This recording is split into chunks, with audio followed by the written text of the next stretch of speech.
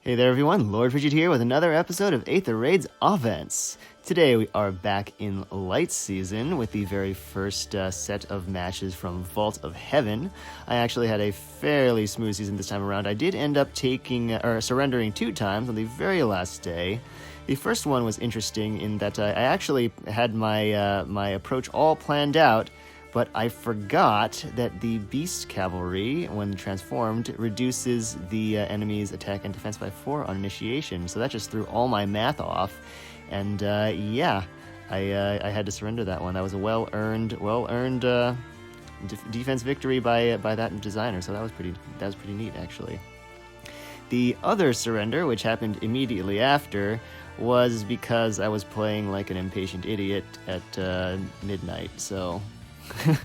Oh well, I guess. Other than that, I had a pretty smooth season. You'll see those two losses in all of their quote-unquote glory tomorrow on the battle dump. So for now, let's go ahead and get into the showcases for today's video. The first map is an infantry pulse prison-style setup on the Lost Castle terrain. Generally speaking, Lost Castle maps are weak to placing units on the defense tile. That's certainly true here, but I would honestly say that the bigger weakness is over on the right-hand side. If you break the second anniversary cake and the catapults, and place a strong tank below the enemy's defense fortress. As long as they're able to land one-round KOs on Tethys, Azura, and Alm, then those 3 are the only enemies that you will have to worry about on that first enemy phase of AI aggression, because Sothis, Bramimond, and Celica will not have refresher power backing them up, so they won't actually be able to reach any of your units. Well, unless you deliberately place them in their range. That is actually the approach I ended up taking, so let's go ahead and get into that now. So Glimmergang should give this map a pretty solid thrashing. I'm actually going to take a couple turns of setup. I could theoretically initiate this turn 1, but just to make sure I can get all the Aether structures, I'm going to go ahead and take a couple turns to break that Aether Amphora up in the corner, and that way I can ensure that I have the maximum chance of getting the Aether structures before finishing the map off, because the enemies are going to come funneling down through that one opening in column 4 of the map, which makes my ability to get the Aether Fountain a little shaky. So I'm gonna go ahead and get Peony set up here, right next to Cecilia, hit end turn. When the next turn rolls around, I'm going to move Cecilia up 1 space, give her a refresh from Peony, and then go ahead and break that catapult.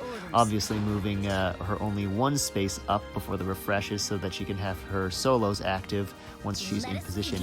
Cecilia will be taking hits from Tethys, Alm, and Azura on the enemy face. She can't actually land a 1-hit KO on the Tethys, but her speed is high enough with all that speed boosting support between the solo and Peony being 2 spaces below, and Milla being in her general vicinity, her very, very general vicinity, just because Nurturing Breath has such a massive range. She's actually able to land 2 hits on the Tethys, which is good because otherwise Tethys' combat would have been prioritized, leaving Azura free to do whatever. Well, I say that, but realistically speaking, that isn't how it would go, because I was isolating the Azura anyway. In any case, we got a drawback loop here. I actually wasn't really paying attention to that. So Sothis should go down to a Glimmer out of Lysithea. She is on the defense tile, but Lysithia's massive attack allows her to melt right through Sothis' HP bar, especially with that Glimmer activation. So let's see here. I definitely need to get her out of the way. And then I want to test this trap. Because if Bramimond gets drawn back again, I want to be able to hit him from that space. The trap is real, but Gentle Dream is broken, so Cecilia is able to get out anyway. So let's take a look and see how this goes. Oh, okay, interesting. As expected, Bramimond did get drawn back again, which means that I should be able to just have Cecilia pick him off from right where I tested that trap last turn. So let me go ahead and take care of that. Then I need to see if I can maybe pick up that Aether Fountain. I think I can slip somebody in past the Celica. Let me smite Peony out of the way, and then I can do this. And I should be able to use air to reposition. Okay, let's see here. I think if I have her go straight to the right, just make sure. Okay, good. Lysithea definitely can take out the Cecilia. And then refresh. So actually, the bolt trap I'm about to reposition Cecilia onto is real. I guess, well, Celica wouldn't have advantage. And even if she did, she didn't deal a whole lot of damage to Lysithea anyway, so whatever. And that is a pretty clean finisher to this map.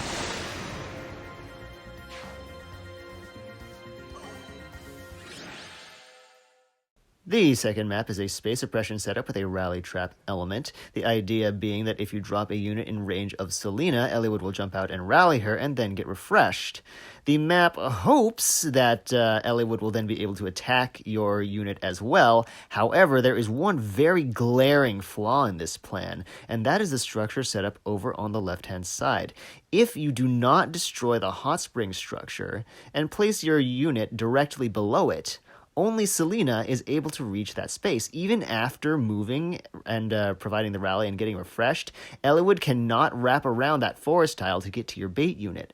So you will only be taking a hit from Selena on that enemy phase. It's absolutely guaranteed, and it's quite a solid way to get an approach going, since the rest of the enemies will then be forced to advance. And you'll basically have just picked off one of the biggest threats for free. So that is definitely one thing you should look for. Another option is, of course, this is Lost Castle, so the defense tiles are a fairly big structural weakness if you've got somebody who is bulky enough to just sit there and take all of those hits. Either way, hopefully one of those two approaches will get you to a victory. I'm going to go ahead and send in the Cedar raiding party for this battle. I will be taking a couple turns to set up here. I need to do it's not really that complex, a complex-ish trap test involving moving air and repositioning a lot of people everywhere. So let me go ahead and kick things off with that. First thing I want to do is break the tactics room. Air is going to be within its range for when I want to kick things off, so I definitely want it gone. Let me go ahead and reposition Peony here, and then a refresh on air from Azura will allow me to get Azura over to the right where she needs to be, and then I can have Peony down on the left side, which is where she needs to be. So that's very nice. Let me go ahead and do a quick matchup test. Smite Sita over here. Take a look at the Sothis matchup. Okay, that is a clean win there.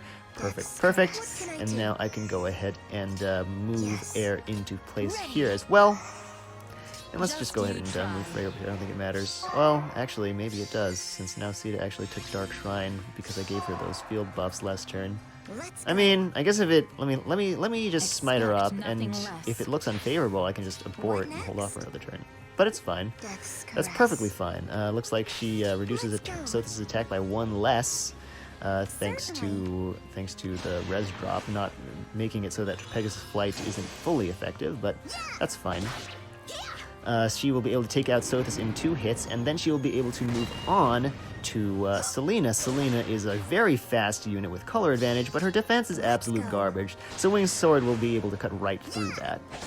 Afterward, I can have Azura take on the Bramimon. You may have noticed that I did a quick double check on the Bramimon matchup before I committed to executing this strategy. And then I'm actually just going to dip. Azura will go down, refresh air, and then just get repositioned out of the way. I will reposition refresh air, one more time to get field buffs onto Sita, but then after that, I'm calling it good. So I don't think I'm going to be getting the Aether structure. Sita should one round all of these characters. I totally forgot that Graph Caliber had flyer effectiveness. I just... wow. Totally slipped my mind. Sita's able to wing sword her way right through Eliwood's increased defenses, and Micaiah should be a pretty easy one-round KO to finish the map.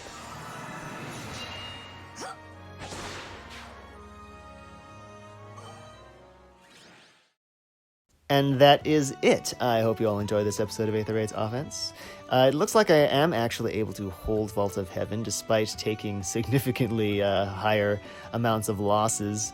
I think I only got successes on like maybe 2 of the days of the week, but oh well, doesn't really matter, I guess, as long as I manage to hold. So that should be fine. So next week we'll be going into Astra Season for more Vault of Heaven matches. And yeah, we'll just have to see how that goes, I guess. That's all I've got for you this week. So, as always, thank you all so much for watching, and I will catch you next time.